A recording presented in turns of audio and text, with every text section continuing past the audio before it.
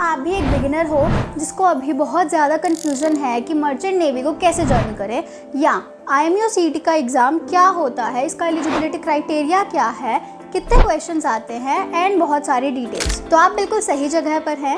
अहम future mariners, this is Charu from Marine Edge and आज हम आपका ट्रांसफॉर्मेशन करने वाले हैं from a beginner level to veteran level, जिसमें आपको पता चलेगा कि मर्चेंट नेवी को कैसे ज्वाइन करना है, IMU CET का क्या क्राइटेरिया है और इसके अंदर कितने क्वेश्चंस होते हैं। ये सारी डिटेल्स हम आपको आज इस वीडियो में क्लियर कर देने वाले हैं। तो अब बात कर लेते हैं what is merchant navy. Merchant navy आखिरकार है क्या और इसको ज्वाइन कैसे किया जा सकता है। तो मर्चेंट नेवी एक ऐसा प्रोफेशन है जहाँ पर आप एक शिप पर काम करते हैं और कार्गो को एक जगह से दूसरी जगह पर ट्रांसपोर्ट करते हैं। अब वाइल ट्रांसपोर्टिंग द कार्गो आपको उसकी देखरेख करनी होती है एंड प्रॉपर नेविगेट करके ओशंस के ऊपर आपको उसको एक जगह से दूसरी जगह पर ट्रांसपोर्ट करना होता है। शिप पर 20 से 22 लोग काम करते हैं, जिसमें से सबसे पहले आता है कैप्टन और उसकी नेविगेटिंग साइड यानी कि मरीन ऑफिसर्स, डेक ऑफिसर्स, और इंजन डिपार्टमेंट जो कि होता है मरीन इंजीनियर्स के लिए। थर्ड डिपार्टमेंट होता है गैली या सैलून डिपार्टमेंट, जो कि इंक्लूड करता है चीफ कुक एंड स्टूवर्ड्स, यानी कि प्रॉपर खाना बनाने वाला काम। Apart from all these 3 departments कुछ लोग होते हैं शिप पर जिनको हम कह देते हैं क्रू, और उन क्रू के रैंक्स भी डिफरेंट होते हैं।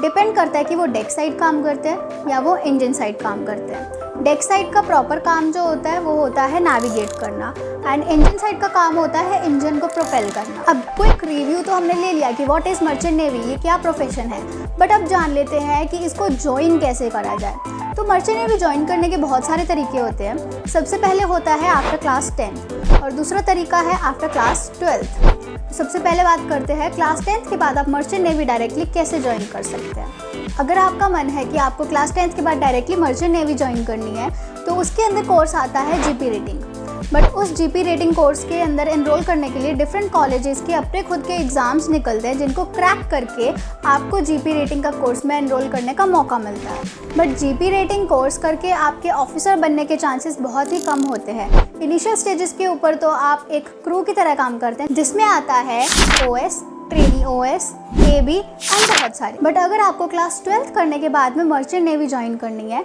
तो इसका एक अलग क्राइटेरिया होता है एंड इसके लिए आपको एक एंट्रेंस एग्ज़ाम भी देना पड़ता है। बात कर लेते हैं क्लास 12 के बाद में मर्चेंट नेवी कैसे ज्वाइन करें। क्लास 12 के बाद में सबसे पहले आपको क्लास 12 कंप्लीट करनी है PCM में, यानी कि फिजिक्स, केमिस्ट्री एंड मैथ, जिसको लोग नॉन मेडिकल भी बोल देते हैं। फिजिक्स, केमिस्ट्री एंड मैथ तीनों के मार्क्स मिलाकर आपके टोटल परसेंटेज जो बननी चाहिए वो 60% से ऊपर होनी चाहिए। अगर आप DNS करना चाहते हैं तो उसके लिए आपको कुछ स्पॉन्सरशिप एग्ज़ाम्स देने पड़ते हैं डायरेक्टली जो कंपनी आपको देती है। तो कंपनी अपने एग्ज़ाम्स निकालती है, उनके एलिजिबिलिटी क्राइटेरिया को फुलफ़िल करके आप एग्ज़ाम दे सकते हैं। एग्ज़ाम के बाद एक इंटरव्यू होगा और उसके बाद आपको एक मिलेगी स्पॉन्सरशिप लेटर। अब इस स्पॉन्सरशिप लेटर के बाद में आप अपना IMU CET का एग्ज़ाम देंगे और इस एग्ज़ाम के बाद में आपको DNS कोर्स में एनरोल करने का मौका मिलेगा। तो ये बात हो गई DNS में कैसे एनरोल कर सकते हैं। देन आता है BSc में कैसे एनरोल कर सकते हैं। BSc के लिए कुछ कंपनी स्पॉन्सरशिप निकालती हैं, जैसे कि मर्स्क स्पॉन्सर करती है BSc कैडेट्स को।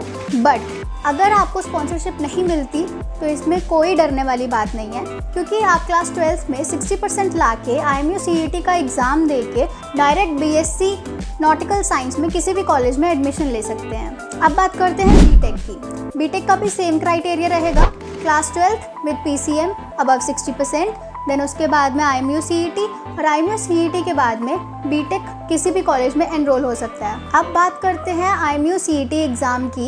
इसका करते हैं प्रॉपर ब्रेकडाउन ताकि आपको पता चले आपको कहाँ से प्रिपेयर करना स्टार्ट करना है और कहाँ पर आपकी रिवीजन स्टार्ट करनी है। तो ये एग्ज़ाम आपका एक कंप्यूटर स्क्रीन पर होगा, बट आपको पेन एंड पेपर भी दिया जाएगा for your rough work. IMU CET के क्वेश्चन पेपर में टोटल क्वेश्चंस होते हैं 200 और ये 200 क्वेश्चंस आपको अटेम्प्ट करने होते हैं 3 आवर्स में। क्वेश्चंस का लेवल होता है 11th and 12th and 3 hours में ये ज़रूरी नहीं है कि आपको 200 के 200 क्वेश्चंस अटेम्प्ट करने हैं। आपको जितना आता है आप उतना अटेम्प्ट कर सकते हैं, क्योंकि इसके अंदर नेगेटिव मार्किंग भी आपके रैंक के ऊपर बहुत इफेक्ट डालती है। तो अब बात कर लेते हैं नेगेटिव मार्किंग की, जिससे सब बच्चे बहुत डरते हैं। नेगेटिव मार्किंग ऐसे है कि अगर आप एक क्वेश्चन सही करते हैं तो आपको 1 मार्क्स मिलेगा, अगर आप एक क्वेश्चन गलत कर देते हैं तो 0.25 मार्क्स आपके कट जाएंगे, डिडक्ट हो जाएंगे टोटल स्कोर में से। अब बात करते हैं क्वेश्चन पैटर्न की कि कितने क्वेश्चन कौन से सब्जेक्ट में से कैसे आते हैं। तो पैटर्न है 50 questions from physics, 50 questions from maths and 40 questions from English, 40 questions from reasoning and GK and 20 questions from chemistry। तो ये तो हो गया, हमने क्वेश्चन पेपर के बारे में कंप्लीट जानकारी ले ली। बट अगर आपको डाउट है कि क्वेश्चंस कैसे होते हैं एंड अगर आपको प्रीवियस क्वेश्चंस का कुछ PDF चाहिए तो do hit the like button and let me know in the comment section. हम आपके लिए PYQs भी ले आएंगे। एंड अगर आपको किसी भी तरह का कोई डाउट है तो डिस्क्रिप्शन बॉक्स में एक फॉर्म लिंक दिया हुआ है, आप उस फॉर्म को फिल कर सकते हैं एंड फिल करने के बाद हमारी टीम आपके क्वेश्चंस को रिसॉल्व करने में पूरी हेल्प करेगी। Subscribe to our channel and IMU CET 2026 exam की पूरी गाइडेंस आपको इस चैनल पर मिल जाएगी। Thank you for watching, that's all for today's vlog.